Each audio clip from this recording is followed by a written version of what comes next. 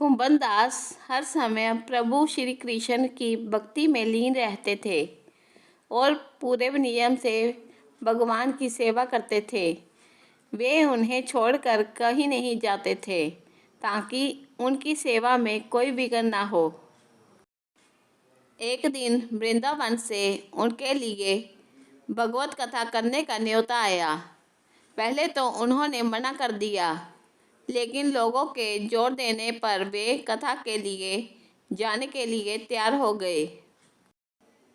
उन्होंने सोचा कि भगवान की सेवा की तैयारी करके वे रोजाना कथा करके वापस लौट आएंगे, जिससे भगवान की सेवा का नियम भी नहीं छूटेगा। उन्होंने अपने पुत्र को समझा दिया कि वे भोग तैयार कर चुके हैं, तुम्हें बस समय पर ठाकुर जी को भोग लगा देना है। कुंभन दास ने अपने पुत्र रघुनंदन को समझाया और वहां से प्रस्थान कर दिए। रघुनंदन ने भोजन की थाली ठाकुर जी के सामने रखी और सरल मन से आग्रह किया कि ठाकुर जी आओ और भोग लगाओ। उसके बाद मन में यह छवि थी कि वे आकर अपने हाथों से भोजन करेंगे, जैसे हम सभी करते हैं। उसने बार बार ठाकुर जी से आग्रह किया, लेकिन भोजन तो वैसे का वैसा ही रखा रहा। अब रघुनंदन उदास हो गया और रोते हुए पुकारा कि ठाकुर जी आओ और भोग लगाओ। जिसके बाद ठाकुर जी ने एक बालक का रूप धारण किया और भोजन करने बैठ गए। ये दृश्य देख रघुनंदन भी प्रसन्न हो गया। रात को जब कुंभन दास जी ने लौट कर पूछा, बेटा तुमने ठाकुर जी को भोग लगाया था? रघुनंदन ने कहा, हाँ। उन्होंने प्रसाद मांगा तो पुत्र ने कहा, ठाकुर जी ने सारा भोजन खा लिया।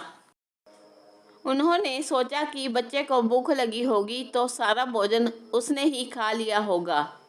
अब तो ये रोज का नियम हो गया था कि कुंभन दास जी भोजन की थाली लगाकर जाते और रघुनंदन ठाकुर जी को भोग लगाते, और जब वे वापस लौटकर प्रसाद मांगते तो एक ही जवाब मिलता कि ठाकुर जी ने सारा भोजन खा लिया। कुंभन दास जी को अब लगने लगा कि पुत्र झूठ बोलने लगा है।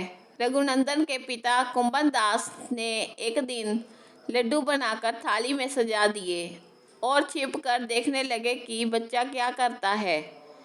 रघुनंदन ने रोज की तरह ही ठाकुर जी को पुकारा तो ठाकुर जी बालक के रूप में प्रकट होकर आए और लड्डू खाने लगे।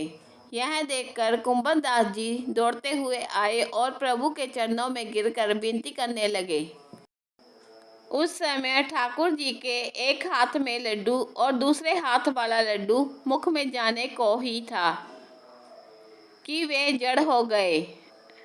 उसके बाद से ही उनकी इसी रूप में पूजा की जाती है और वे लड्डू गोपाल कहलाए जाने लगे।